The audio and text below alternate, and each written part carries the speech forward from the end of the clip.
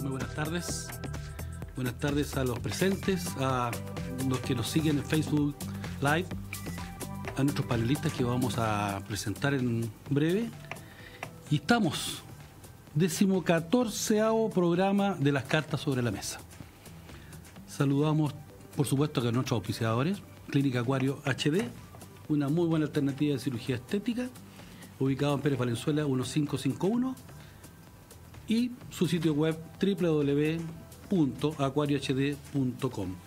Síganos y verá los resultados. También saludamos en esta ocasión a Ediciones B. Gentilmente nos envían un libro que lo estamos repitiendo, pero te lo puedes ganar haciendo solo un like en Facebook. Veamos primero a nuestros invitados. Vamos a partir por nuestra invitada, o no invitada, nuestra panelista estable, antropóloga, candidata a diputada por el apetecido Distrito 10. Ha hecho bastante revuelo con su ley menstrual y ya es archiconocida. Valesca Naranjo, buenas tardes por estar con nosotros. Muy buenas tardes, muchas gracias. Y tenemos a nuestro invitado, un invitado bastante de lujo. Yo le tuve que tomar todos los datos. Maipucino, me imagino que de corazón. Y de nacimiento. Don Víctor Hugo Osorio Reyes. Periodista, escritor, político, candidato por el Distrito 8, que ya nos va a decir que es por la Izquierda Ciudadana, ministro de Bienes Nacionales en el segundo periodo de Michelle Bachelet entre el 2014 y el 2016, un premio por ahí, mención honrosa latinoamericana de José Martí. Es así, ¿no? Así es. ¿Cuál es y es importante porque vamos a hablar algo de SEMA Chile, me imagino, él fue muy importante en SEMA Chile de la dictadura. ¿El distrito que representa Víctor Hugo? En el distrito 8 considera las siguientes comunas de la región metropolitana. Que son poquitas. Son 8. Estación Central, Cerrillos, Maipú, Pudahuel, Quilicura, Colina, Lampa y Tiltil. Esas son las 8 comunas que componen. Ni más ni menos. Oye, uno de los distritos más grandes del país. Mércale. Acá estamos las cartas sobre la mesa, para que ustedes sepan. Vamos a sacar unas cartas, como siempre lo hacemos, con preguntas, debate. No somos muchos, pero no importa. Con 2 ya hay debate. Somos 3, por suerte. Oye, hay 48 candidatos en tu zona. Y ya anoté los... 49. ¿Fue 49? Oye, y lo más... Hay gente muy conspicua. Pepe Au, Lorena Pizarro, Patricio Merelo, Joaquín Lavín León, Gabriel Silver, Mario Desbordes, Carmen Hertz y Víctor Hugo Osorio. ¿Gana Víctor Hugo Osorio? Estamos trabajando para eso. Estamos trabajando para usted. Está muy buena, ¿cierto? Oye, está difícil, pero hay posibilidades, ¿cierto? Es decir, más que hacer comentarios de pronósticos electorales, lo que tenemos convicción es que estamos trabajando para lograr una victoria en noviembre y que pensamos que es posible. Y la candidatura, aparte ahora, el 20, ¿no?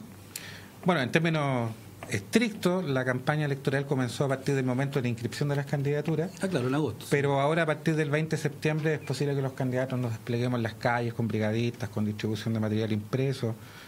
Y por lo tanto, uno podría decir que la campaña, si ya en forma, comienza la próxima semana. La campaña legal también. Claro, en este momento lo que era posible que nosotros, claro, a través de las redes sociales o a través del diálogo directo con la ciudadanía pudiéramos exponer nuestras candidaturas. Bien, ojalá, por suerte. Todo lo que necesitan aquí, espero que les vaya bien. Valesca, Víctor. Vamos a ver después del 19 de noviembre si... No, si vaya a ver. Una cábala estar en este programa. Ponemos una botella de champaña aquí y tiramos. ¿Ya? Vamos a partir por las damas, Víctor Hugo. Perdona, tú eres el invitado estrella, pero por favor, Valesca. Para las preguntas nomás. Ya. Ah, mira la pregunta, qué bueno. Lo ocurrido en el Te Deum evangélico se puede considerar un abuso de posición y un ataque directo a la presidenta amparándose en la fe. ¿Crees que hubo una clara intencionalidad de parte de la derecha? Esta es una pregunta para nuestro invitado. Sí, pero no, pues responde tú. Ah, pues yo primero respondes tú y después le damos la... Bueno. Vamos a... Yo creo que fue una operación de la derecha, sí, sin duda. O sea, además, como No puede ser que casualmente una persona que es candidato a diputado, que es parte del mundo evangélico cristiano, que no tiene necesariamente una jerarquía representativa, fuera uno de los oradores principales. Yo creo que eso es una evidente operación política, de muy mal gusto por lo demás. Las redes sociales explotaron, ¿ah? Sí, y no solo eso, yo creo que fue un momento muy incómodo para la presidenta, totalmente inmerecido además. La presidenta ha sido una persona que creo que ha sido muy inclusiva del mundo evangélico y en general de todos los credos, en general de la diversidad. Si hay una presidenta que ha sido inclusiva en general, no solo con lo religioso, es ella. Por lo tanto, creo que es muy poco merecido este trato. Y yo creo que se portó bastante digna, ¿eh? O sea, salió al final muy enojada, pero se portó muy dama, muy digna. Ella siempre es muy digna. Muy Nunca digna, la he visto se portó digna. muy bien. Yo creo que era incluso para otro berrinche, y no, ella lo hizo muy bien. Sí, hay mucha gente que comentó que se habría parado e ido, que fue muy desagradable la realmente situación. Ella aguantó estoicamente toda la situación incómoda. Creo que además hubo un aprovechamiento político ahí del candidato Piñera, que festinó, digamos, con la situación en vez de tener una actitud prudente o de líder, de expresidente. Claramente no estuvo a la altura, creo yo, y hizo una utilización bastante burda en ese Twitter que puso. Leímos. La verdad es que parecía de presidente curso, de colegio, digamos. ¿Qué opinas tú, Víctor Hugo? Bueno, hay una frase famosa que habla de que uno puede identificar los fenómenos por sus características, es decir, si hay un ser que tiene pico de pato, plumas de pato, patas de pato, no podemos concluir que una gallina, es un pato. Y en este caso del TD uno puede constatar lo siguiente: dos de las autoridades religiosas que hablaron, el obispo Eduardo Durán y el obispo Jorge Méndez, son parte del Consejo Ciudadano del Comando Sebastián Piñera. La otra persona que habló, que es el hijo del obispo Eduardo Durán, el laico Eduardo Durán, es candidato a diputado por Renovación Nacional. La persona que conduce el TDEUM era el jefe de la Oficina de Asuntos Religiosos del alcalde Luis Plaza de Renovación Nacional, y él mismo fue candidato a concejal por Renovación Nacional. Quien aparece en los días posteriores anunciando que se rompen relaciones con el gobierno es Cristian Nieto, que fue candidato a diputado de Renovación Nacional en el distrito de Quinta Normal y que también es un conocido cuadro de Renovación Nacional. Entonces, claro, no podemos concluir que una gallina. No, por supuesto, esa es la canción de Willy, ¿cómo se llama? El grandote, dice, tiene cola león. Yo pensé que era león, no era pato, ¿te acuerdas? Sí. Esa canción. No, realmente yo creo que fue patético la situación, pero de parte de no sé si de la derecha, pongamos que no se dieron cuenta. Seamos un poquito inocentes, ¿ah? Pero fue muy fuerte. Pero es inverosímil, porque incluso hay el obispo Emiliano Soto, que es una de las personas que ha criticado la forma que se condujo el TDO, ha señalado que la intervención del laico Eduardo Durán no estaba contemplada en el programa, que el obispo y pastor habían concordado. Sí. Entonces, es inverosímil que este hecho haya sido resultado de la casualidad. No existe casualidad, son las causalidades. O sea, además sería bastante grave para la institucionalidad del mundo evangélico. Ahí, Víctor, yo no sé, tú eres más conocedor del mundo evangélico. ¿Qué pasa con la estructura y con la propia institucionalidad y la jerarquía? Que si es que efectivamente esto no estaba en el programa de CTDUM, que a última hora, de manera improvisada, esta persona tome una alocución tan protagónica, además, porque no fue ni breve, no fue marginal, fue muy protagónica en un momento importante de esa liturgia que vimos ahí. ¿Qué pasa ahí con Lo que ocurre es que las iglesias evangélicas tienen una forma de organización que no es como la iglesia católica, que tiene una estructura jerárquica. Por supuesto. La iglesia evangélica tiene una estructura más de carácter horizontal y tiene una tendencia a la fragmentación. Ahora, esto no es probablemente para que lo agotemos acá, pero uno se puede preguntar si en un Estado republicano y por lo tanto laico tiene sentido la existencia de una ceremonia de estas características. Yo quería terminar un poco, porque son bastantes cartas, preguntando, ¿es obligatoriedad que vaya la presidenta o el presidente en ejercicio a estos TDO? Tú que trabajas o has trabajado mucho en gobierno. Bueno, forma parte del protocolo de las festividades de fiestas patrias. Pero la pregunta es que uno se debe hacer. Porque mucha gente dijo, fue innecesaria su vida, ¿para qué se expone a sabiendas que puede pasar esto? Entonces, es que nunca había pasado esto. No, es que por eso lo digo. Ya, de hecho, un periodista de Megavisión dijo, ¿para qué se expone si sabe lo que le puede pasar? Yo creo que ese comentario es inadecuado. Entonces, por eso, ¿es obligatoriedad o no es obligatoriedad? Lo que pasa es que es parte o es un acto republicano. ¿No? Eso es. Recuerda que esto, en el campo, cada vez que en los campos, en el fondo había una capilla junto con la casa patronal. Sí, claro. La misa para marcar ritualidades que tenían que ver con estas festividades siempre era parte de. Y lo que había era el Te Deum católico, que entiendo que tú debes saber mejor el año. Pero el gobierno Salvador Allende comenzó el Te Deum se comienza. Y el evangélico propiamente comenzó tal, con la dictadura militar. Exacto, fue con la dictadura, no sé si en los 80. En 1975. ¿Viste? Tú sabías el año en que nací. Fresquita la dictadura. Claro, entonces ahora siempre. De Pinochet, cuando había el templo, nadie le gritaba asesino. No, ni vergüenza nacional. No, realmente. Pero siempre fue se mantuvo la tradición a propósito de que porque iba a discriminar uno de los credos, digamos, esto yo creo que claro. Siempre, que es quizás lo más grave de lo que pasa esta vez, que es que se rompe un código de convivencia cívica, fraternal, de, comilla, un espíritu de inclusión, de hacer comunidad, y que efectivamente hay dos Te Deum para hacer comunidad y que nadie quede fuera. Entonces por eso quizás es muy grave lo que pasa en este Te Deum en ese sentido, que hay una ofensa no solo a la presidenta, sino que a una tradición, a un espíritu que se busca instalar en las fiestas patrias, más allá de que a alguien puede no gustarle las fiestas patrias o pensar que es chauvinista o que es una tradición. Bueno, podemos seguir de largo, pero tenemos 4 cartas más. Víctor Hugo. No, la que tú quieras. Ya, agarró el yaco de trébol, Víctor Hugo, y lo va a leer. Dice, ¿qué te motivó a pesquisar los terrenos y propiedades que tenía SEMA Chile? ¿Tuviste presión de algún tipo mientras buscaban los antecedentes? Eso está muy bueno. La última parte, muy buena, si tuviste presión, eso es muy bueno.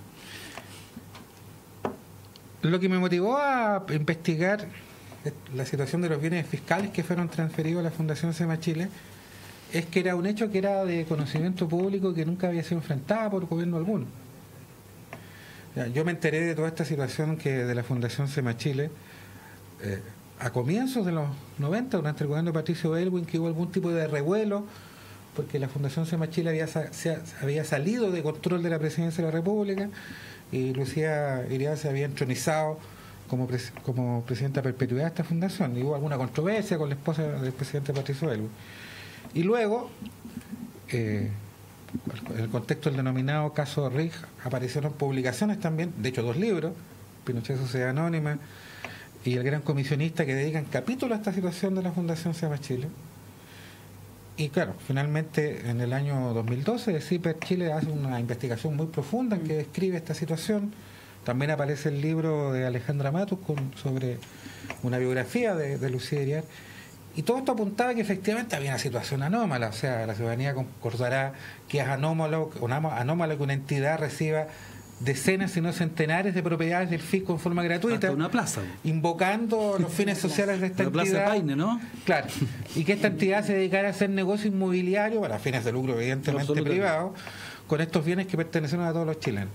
Entonces, cuando yo fui nombrado por el ministro de Bienes Nacionales por la presidenta Bachelet, tenía la idea de que esta era una materia en la que había que intervenir, actuar y colocarle fin a ya casi 25 años de impunidad en esta materia cuando asumí el ministerio. De hecho, cuando fui nombrado yo me reuní con el ministro saliente del presidente Sebastián Piñera, que era el biministro de Vivienda y Bienes Nacionales, Rodrigo Pérez Maquena, pues asumió como presidente de la AFP. Yo nunca hay que olvidarse que es Maquena, porque es Pérez Maquena, pero hay que diferenciar a los Pérez. Claro. Y él, en esas reuniones que son como las acciones para el traspaso del rol, él nos expuso lo que había sido la gestión de bienes nacionales durante el periodo del presidente Piñera, los temas que quedaban pendientes. Y en ese contexto, por supuesto, el tema de SEMA Chile ni siquiera existía. No, Entonces, nosotros decidimos que esto había que enfrentarlo. Y yo me siento profundamente orgulloso de haber abandonado el Ministerio de Bienes Nacionales, habiendo dejado a la Fundación SEMA Chile con sus activos financieros e inmuebles por embargo judicial, de haber desencadenado toda una investigación que hoy día está resultando en definitiva que la Fundación SEMA Chile le ha ofrecido al fisco disolverse y devolver los bienes que aún están en su poder, y eso me parece que es muy importante. Muestra que a pesar del temor frente a las presiones, el temor frente a los poderes fácticos, con voluntad política y coraje se pueden hacer las cosas. ¿Y tuviste presiones? ¿Tú sentiste presiones en algún momento, no? Evidentemente, digamos que los poderes fácticos que de alguna manera se expresan a través de la Fundación SEMA Chile, que no hay que olvidar, que estuvo hasta el año pasado, hasta que se inició esta investigación presidida por la viuda del dictador, claro. Evidentemente uno siente que hay una incomodidad, pero evidentemente yo tenía el convencimiento que los ministros de Bienes Nacionales tienen el deber irrenunciable de defender el patrimonio del fisco, y yo hice por lo tanto lo que correspondía en derecho y conforme a las normas éticas en materia del servicio público. Sí. Oye, me están avisando que tenemos que ir a un corte. Quería darle la palabra a Valesca, pero a la vuelta de comerciales, bien cortito, no, para alcanzar a ver otra cosa, un dato freak que tengo yo de la numerología que se dijo hoy día, que partió con Goich y terminó con Navarro. Vamos, y a la vuelta estamos con ustedes. Qué interesante.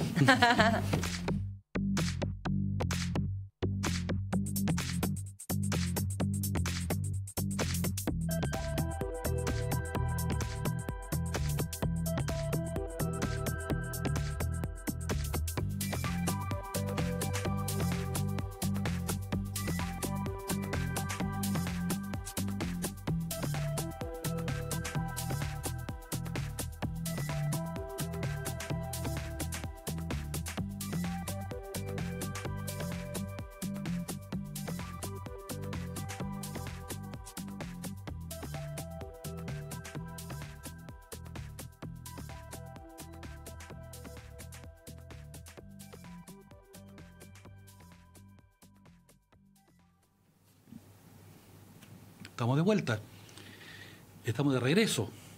Aquí estamos, las cartas sobre la mesa con dos invitados de lujo, Víctor Hugo Osorio, nuestra panelista estable, Valesca Naranjo. Dame un segundito. Perdón. Es que hay que mostrarlo. La segunda vía del Mariscal está haciendo por los likes por Facebook, gánenselo. La palabra para Valesca respecto a SEMA Chile y la gran labor que hizo Víctor Hugo como ministro de Bienes Nacionales. Sí, perdón la interrupción. No, dale nomás. Yo solo quería felicitar a Víctor. De verdad creo que fue una gestión que marcó toda la diferencia en lo que ha sido la gestión de bienes nacionales, creo que desde la vuelta a la democracia. Yo creo que fue tremendo lo que aún se está haciendo, porque todavía queda camino, pero qué bien, felicitaciones. No quería hacerlo. Muchas gracias. Vamos a sacar otra carta. Por favor, Víctor. ¿Ya viste el yaco? Si te toca el rey. Dice Víctor, ¿qué pasa en Maipú con la fiesta Maipelusa que propuso la alcaldesa Katy Barriga? ¿Nos puede explicar cuál es la polémica? Lo voy a intentar explicar en la forma más elemental posible. Estamos en fiestas patrias. Sí, por supuesto. Las fiestas patrias conmemoramos la independencia nacional. La independencia nacional se resolvió en los campos de batalla, en el contexto de la batalla de Maipú, el 5 de abril de 1818. En la comuna de Maipú existe un cerro, que es conocido como Cerro Primo de Rivera, en el que se ocurrió uno de los escenarios en que se desarrolló la batalla de Maipú. Por consiguiente, el Consejo de Monumentos Nacionales decidió declarar monumento histórico a este cerro, que es un cerro que por lo demás, antes que el Consejo de Monumentos Nacionales lo reconociera como tal, la comunidad de Maipú lo reconocíamos como un lugar de importancia histórica y cultural enorme. Todos sabemos que los monumentos históricos son muy importantes porque nos permiten vincularnos con la historia, porque construyen identidad, porque son importantes para la cohesión social, para la construcción cultural de los pueblos y las comunidades. Entonces, el Consejo de Monumentos Nacionales acogió esta petición de declararlo monumento histórico a comienzos de los 90. Y ha ocurrido que la alcaldesa de Maipú ha anunciado la realización de una actividad festiva con motivo de las fiestas patrias que se llama Maipelusa, que se pretende realizar al interior de este cerro que es monumento histórico, interviniéndolo con la colocación de baños químicos, removiendo la tierra, convocando a una actividad masiva que es medio peligroso. Es dudoso, digamos, de que tenga la capacidad de cargar una cantidad más. Y la educación a veces no es parte de nuestra cultura. Y un monumento histórico, claro, es un monumento que la sociedad y las autoridades tienen la obligación de preservar. Por lo demás, según la ley de monumentos nacionales, cuando se pretende intervenir un monumento histórico es necesario pedir autorización del Consejo de Monumentos Nacionales para que ellos puedan dar una opinión técnica fundada si es posible o no intervenirlo. Acá se comenzó a realizar obras sin solicitar autorización del Consejo de Monumentos Nacionales.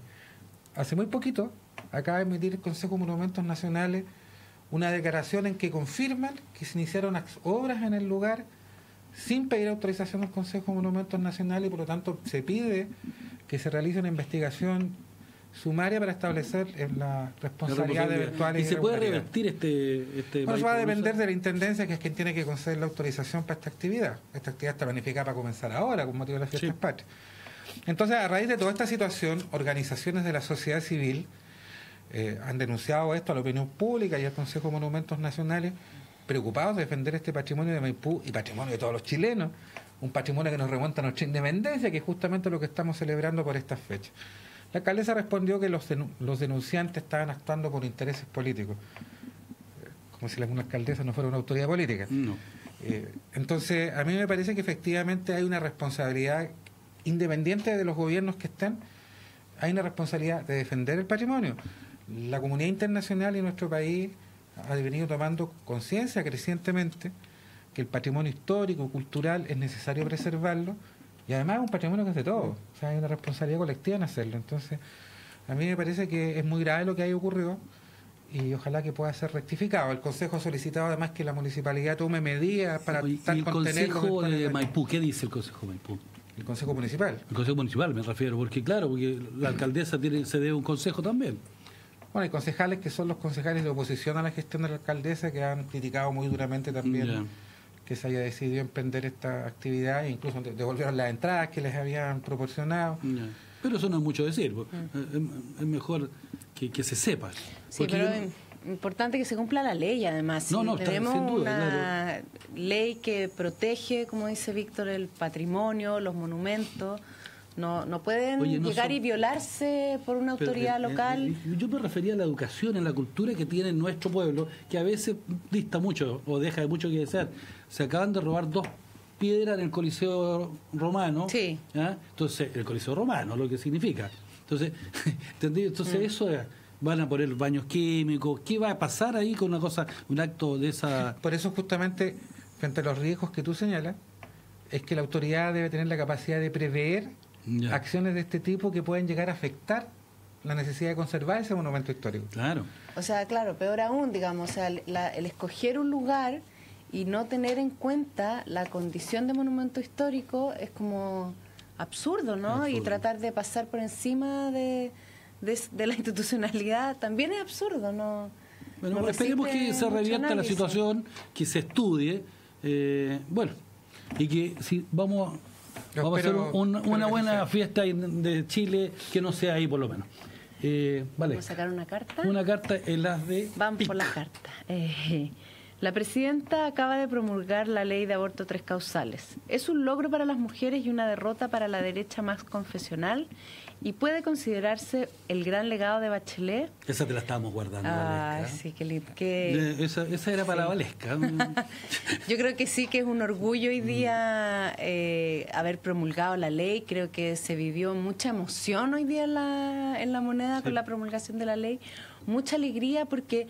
Mira, no es similar ni comparable, pero parecido a lo que mencionaba Víctor con lo de SEMA, es un poco devolverle al país y a las mujeres en este caso algo de lo que éramos. Y yo creo que, pucha que nos ha costado, pucha que fue fuerte la huella de la dictadura, que nos ha costado tanto culturalmente, socialmente, políticamente, recuperar un país con identidad, que se piensa, que está optimista de su futuro, que se siente parte de una comunidad, que hay dignidad, que hay derechos. Yo creo que este espíritu de reformas de la presidenta, yo creo que, como muchos han dicho, va a ser quizás mucho más valorado todavía en el futuro. Pero yo lo valoro enormemente hoy día. Creo que la sensación de de una vuelta de dignidad para las mujeres, de tener un marco que nos reconoce, es tremendamente valioso, es profundamente valioso además, no solo desde el punto de vista legal. Creo que ahí se restituye un sentimiento para las mujeres que hoy día estaba muy presente, y yo me alegro muchísimo. Pero creo que no solo es el legado de la presidenta, yo creo que el gran legado de la presidenta también está en haber restituido la conversación sobre los derechos sociales desde la institucionalidad, porque si bien uno puede decir fueron los movimientos sociales y la calle la que lo demandó, cierto, pero tenemos una presidenta que fue capaz de recoger el guante, más allá de las imperfecciones de las reformas, ella echa a andar un proceso de reformas que están en dirección hacia lo que la sociedad, la comunidad del país ya demanda, y tenemos muchas tareas por hacer ahí. O sea, creo que hay una pelea cultural que hoy día se está dando a propósito de esta cultura individualista, neoliberal, que nos caló hasta las células, que nos privatizó, digo yo, hasta las ganas. Tan apasionada la Valesca. Sí, que yo creo que creo que es parte del legado de ella, y del que yo creo que todos los chilenos nos tenemos que sentir orgullosos. No solo eso, también fue la presidenta ahora incluida en ONU, cosa que a ella también es orgullo también para todos los chilenos. Oye, vamos a preguntarle a Víctor Hugo, que fue parte del primer ministerio de Michelle Bachelet. El primer gabinete. Y el primer gabinete. ¿Qué te parece esta promulgación? Hoy conversaba con unas personas que se oponen a esta medida lo siguiente. En el Código Sanitario en Chile desde 1931 existió el aborto terapéutico. Sí, claro. Y existió hasta las postrimerías de la dictadura, hasta 1989. Es decir, esa norma existió durante 8 presidentes de la República, de naturaleza muy distinta. Existió en el gobierno de Salvador Allende, en el gobierno de derecha de Jorge Alessandri, existió en el gobierno de su padre, Arturo Alessandri, existió en los 3 gobiernos radicales, en el gobierno demócrata cristiano, y durante la totalidad de la dictadura militar. En tiempos de la dictadura militar, como conversamos, comenzó en 1975 a realizarse el Tedeum. Es decir, durante 15 años hubo Tedeums en que asistía Pinochet con todas las principales autoridades de la dictadura a la catedral evangélica, existiendo una norma legal que permitía que se realizara el aborto por razones terapéuticas. Yo no conozco que ninguno de los que hoy día han levantado la voz en contra de esta medida hayan levantado su voz en ese momento. ¿Es que acaso cambiaron de opinión?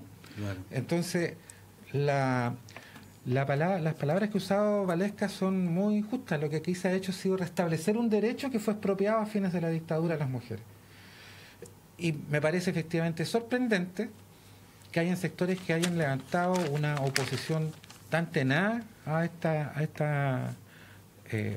cambio legal y cultural que está empujado la presidenta Bachelet, cuando en rigor, en los tiempos del Chile republicano, esto no se lo cuestionaba a nadie, ni siquiera las entidades que hoy día han levantado la voz. Entonces, a mí me parece que efectivamente lo que ha hecho la presidenta es dar un paso que va en la perspectiva de restituir condiciones de dignidad y de vida justa para las mujeres, particularmente en las circunstancias extremas que estas 3 causales describen. Porque a mí me sorprende más la falta de humanidad de quienes se oponen a esto. Porque este es un proyecto de ley que se hace cargo de circunstancias muy extremas que un porcentaje de las mujeres chilenas han vivido y van a seguir viviendo, y frente a las cuales el Estado la única respuesta que daba era la sanción penal. Exacto. Es decir, una niña violada no solamente tenía que haberse sometido a esa vejación, sino que en el evento que hubiera decidido interrumpir su embarazo, además era castigada penalmente. Entonces yo creo que efectivamente la presidenta Bachelet, no tengo ninguna duda, que va a quedar en la historia como uno de los gobiernos más realizadores y transformadores de nuestra historia, por esta razón y por muchas otras, como escribía Valesca, la reforma educacional, tributaria, el inicio del proceso constituyente. Bueno, muy buenas palabras de nuestro panelista. Me toca a mí, porque saqué una carta que dice: las elecciones de noviembre tiene un orden ya en la papeleta. Entonces, la verdad es que yo no soy numerólogo, pero sí hago tarot. Yo hago tarot, entonces, bueno, mira, la obsidiana, esto nos protege y nos explora lo desconocido. Y les voy a decir en 2 palabras cómo son las numerologías. Este es el dato freak de tarot. Ya. ¿Estamos? Yo encuentro que antes, después vamos a terminar el programa, pero le agradezco muchísimo, su opinión ha sido maravillosa y muy bien fundada por lo demás. Partimos rápidamente con Carolina Goich, que es el 1. Carolina Goich, yo no voy a hablar de Carolina Goich, Ya. voy a hablar de qué es lo que dice la carta. ¿Y usted dice? trajo los arcanos mayores ahí? Los arcanos mayores son hasta el 22, Valesca, pero traje 8 nomás. Pues esos son 8. Ah, pero ya hiciste la selección. No, que yo sé que la Carolina Goich es el 1 y la carta sí. es el mago. Entonces yo voy a hablar de la carta, no voy a hablar de Carolina Goich. Okay. ¿Qué es lo que significa el 1? El 1 tiene todas las herramientas, es el inicio, son los recursos, tiene todo para lograrlo, ¿ya? Y puede que no lo logre, pero tiene toda la intención de hacerlo. Estoy hablando del 1, no estoy hablando de Carolina Goich. Y que quede claro, porque decía, no, que no. Esas son las primeras 8 cartas. Las primeras 8 cartas del tarot. El segundo es Cast. ¿Qué habla la carta del 2? No Cast, perdona que vuelvo a repetir, porque después, no, es que este tipo dijo que Cast. No. ¿Qué habla la carta en tarot? Habla de estudios, gestación, tampoco, y esa gestación que a veces no se consolida, y habla de estudios, pero muchas cosas ocultas. Esa habla la carta 2. Me voy a apurar porque tenía un poquito minutos. La carta 3 que le corresponde al... Pareciese que va punteando y... Bueno, vamos a ver qué pasa. De Sebastián Piñera. ¿Cuál es? Es la emperatriz. Es una carta de energía yin, energía femenina, de fertilidad, de protección, de autoridad. Aquí están mis pollos y yo los ordeno. Esa es la carta 3, la carta de la mamá. Vos eras de Guille, ¿no? Vos eras de Guille. No vamos a decir nada de la 4. maternidad. No, pero yo estoy hablando de los números. Vos eras de Guille. 4. El emperador. Es Guille. Buena carta le salió, ¿ah? Sí. Buena carta, Muy buena habla carta. de la energía yang, de autoridad, de compromiso, de responsabilidad, de autoridad. Aquí estas 2 cartas hablan de autoridad, 3 y 4, que es la emperatriz y el emperador. Beatriz Sánchez es la carta 5, comunicación, es la carta de los periodistas. La 5 es la carta de los periodistas. Beatriz Sánchez es periodista, bueno, aquí ella también es periodista, pero es la carta de los periodistas, de las instituciones, de la familia, del matrimonio, del Estado, de esa sociedad. Es una carta muy institucional. Esa le tocó. 6, Marco Enrique Ominami, The Lovers, los enamorados. ¿Ya? Es una energía vital juvenil, adolescente, fuerte, si uno sabe un poquito de tarot, dice, uno se decide, se equivoca y lo vuelve a hacer. Esa es la carta. Es una cosa de decisiones, ¿ya? De amores, y muy fuerte y mucha energía juvenil. Vamos terminando con el 7, que es el señor Artés. Artés tiene 65 años y salió el 7. Esta carta, que es el carro, habla de la madurez, habla del manejo de la vida, habla de que el tipo ya lleva un recorrido y tiene movilización en su vida. Interesante. Y por último, Alejandro Navarro, que es la del 8, que es la fuerza. Habla de pasión, habla de contradicciones, habla de sensualidad, pero aquí no tenemos que hablar de sensualidad, y habla de contradicciones y de fuerzas opuestas. Dicho esto, ¿cómo andamos en el tiempo? ¿Estamos? Interesante. Está simpático. Tarot, bueno, sí. Oye, pero es un dato freak de tarot. Sí, ¿Ah? está bueno. Yo quiero hacer... ¿Alcanzo para hacer preguntas? Vamos a hacer una pregunta que no está en las cartas. ¿Qué se hace con los actos vandálicos en conmemoración del 11 de septiembre, Valesca? Y después Víctor Hugo cortito para que alcancemos. Porque, claro, los niños de 14 años, o sea, ¿cuántos años tenías tú para el golpe? No, yo no había nacido Imagínate. para el golpe. ¿Cuántos años tenía que tenía 14 años? ¿Te fijas? ¿Qué se Si hace tú me preguntas a mí... No, ¿qué se hace con los actos vandálicos el 11 de septiembre? Es que yo creo que no es un problema el acto vandálico del 11 de septiembre. Yo creo que el acto vandálico es una muestra del desborde que genera una fecha como el 11 de septiembre. Yo creo que mientras los militares no entreguen toda la información que tienen y tengamos una sensación en el país de justicia, de toda la justicia, toda la verdad, o toda la verdad, toda la justicia, y quienes fueron responsables políticos del todo el periodo de la dictadura, mientras no pidan perdón de verdad, yo creo que siempre vamos a tener un desborde social que aparece como acto vandálico, pero creo que el contexto, la pulsión que hay detrás del acto vandálico tiene mucho que ver con que en el país aún no hay justicia, aún los militares no piden perdón. Hoy día, ayer, el general Oviedo sale diciendo que no tiene más antecedentes. No, o sea, que tenía 13 años, 14 años. Perdóname, a mí me indigna, de verdad que me indigna mucho. De eso dijo, tenía 14 años, algo así, 13. De no haber nacido, me indigna profundamente y creo que van a seguir habiendo desbordes mientras nuestras instituciones no se comporten a la altura. Víctor Hugo. Bueno, aparte de suscribir todo lo que ha dicho Valesca, quisiera agregar que cuando uno aborda estos temas suele ocurrir que hay quienes dicen que estamos pegados en el pasado, que tenemos que superar el pasado. Yo estoy de acuerdo que hay que superar el pasado. Y para superar el pasado tenemos que efectivamente colocarle fin a la herencia de ese pasado. La herencia de ese pasado es la Constitución, la herencia de ese pasado son las AFP, son las ISAPRE, son los derechos sociales transformados en mercancía, es la educación de mercado, la salud de mercado. Porque todo eso que fue la obra de la dictadura no es un problema del pasado, está presente hoy. Entonces, para que superemos el pasado y este país efectivamente se pueda reencontrar, necesitamos que efectivamente tener una constitución escrita en democracia que pueda restablecer la convivencia republicana del país en plenitud y transitar a un estado de derechos sociales como corresponde a una sociedad que lo que busca es convivir en paz y en justicia. Entonces, a mí me parece que efectivamente para que podamos transitar en esa dirección hay que dejar el pasado. Dejar el pasado significa profundizar lo que ha puesto en marcha la presidenta Bachelet, que es ir construyendo un Chile con más inclusión, más participación ciudadana, con derechos sociales. Oye, dicho esto, ¿No tenemos que ir? Tenemos que despedir a nuestros súper invitados de lujo, Víctor Hugo Osorio Reyes, y a nuestra panelista estable, la Valesca, agradeciendo por supuesto su visita a Clínica Acuario, que ya le dimos todas las bondades, a Editoriales B, con la segunda vía Mariscal, y esperándolos que nos sigan en Facebook, en YouTube, en infogate.cl, y ojalá que se hayan entretenido en esta oportunidad. Muchas gracias. Hasta pronto.